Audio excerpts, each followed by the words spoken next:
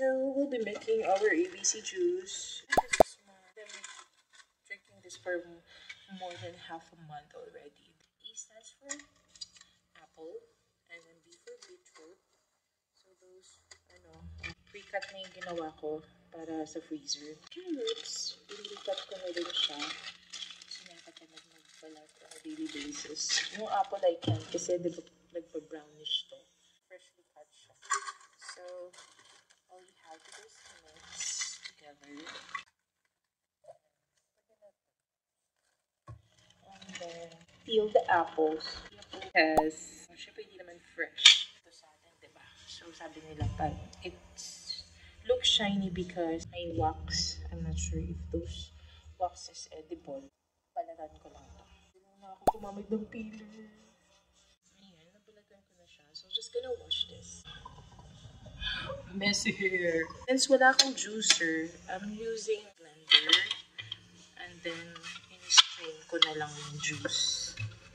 Okay, just put a little water para lang mag-blend siya.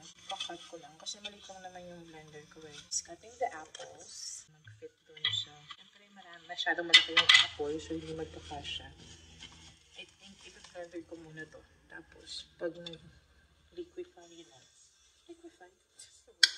Liquefy na siya, then that's the time I'll add further cuts of the apples. Well, they say the benefit is since it's for detox, it could lighten the skin. The effect varies daw. It could take like a month for some are weeks.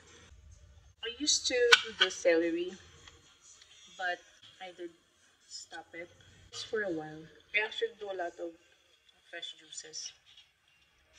Kaso hindi lang ako consistent because nakakatawan maghiwa-hiwa. But anyway, I'll just blend this one. Dami ko lang dada. So ganito siya. Just add water. Oh. You can buy this sa mall.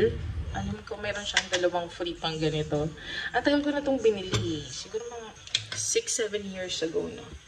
In fairness naman, matibay siya. And then I'm gonna blend this.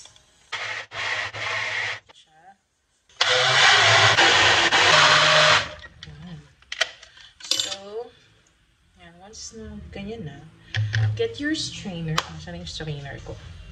So here, overused na siya. Ayan o, overused. May butas na nga eh.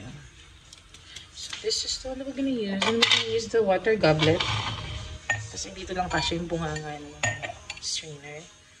And then, all we have to do is pour in this one. Tapos, on the strainer. Tapos, press nyo lang with, to take out the juice. Sobra. Ito, parang ganyan siya. Ayan. Tapos, all you have to do is press it with the spoon or anything that you can use to press to take out the juices, like that. And that's it.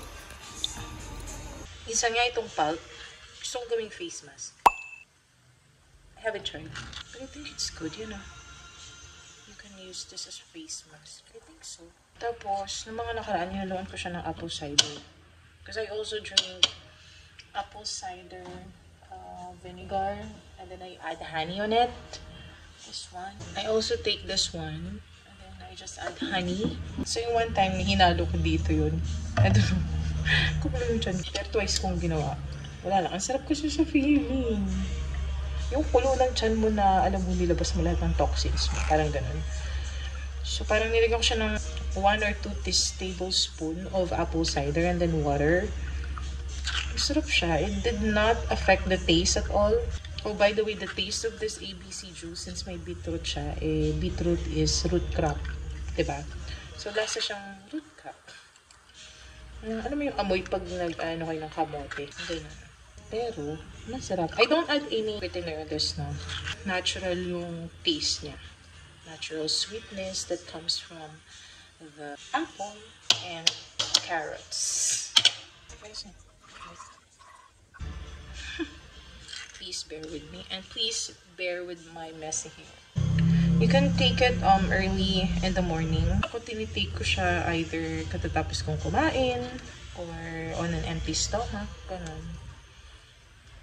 Pero I guess it's better. Kasi sabi nila, it's better to eat fruits, diba? Kasi nakasanayan natin, fruits is dessert.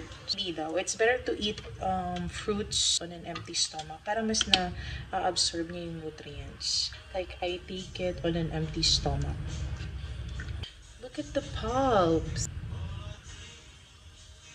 I think you can make it face mask. Ayan na siya! Here's my ABC juice. Love it. I love it.